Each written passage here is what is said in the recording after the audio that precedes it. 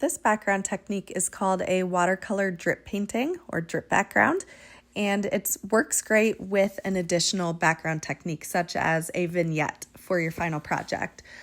Or you could even just color the entire background one solid color so that your watercolor drip has something in the background instead of just a plain white background.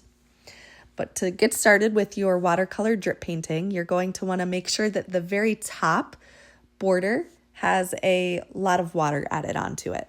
And then after I have just a strip of water across the top, I'm drawing with the water the direction that I want the drips to go. So the water and the watercolor is going to kind of follow the path of wherever you painted the water.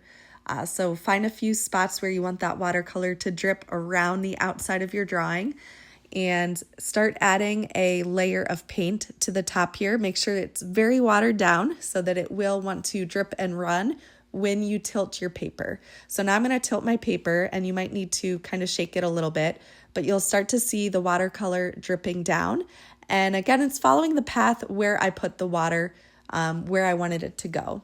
While you're holding your paper vertically, you can go back in with water and back in with some color to continue to make that color more vibrant, make it a little bit more visible, or have it drip even further down if it didn't get very far.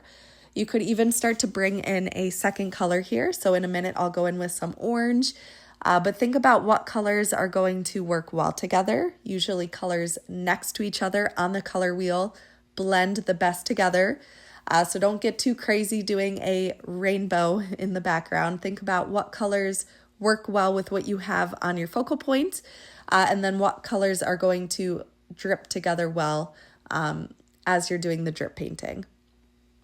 I flip my picture upside down here to drip from the opposite direction. You could really do all four sides if you want to frame your focal point, have that drip point towards your focus to draw the viewer's eye in towards whatever your object is that you drew.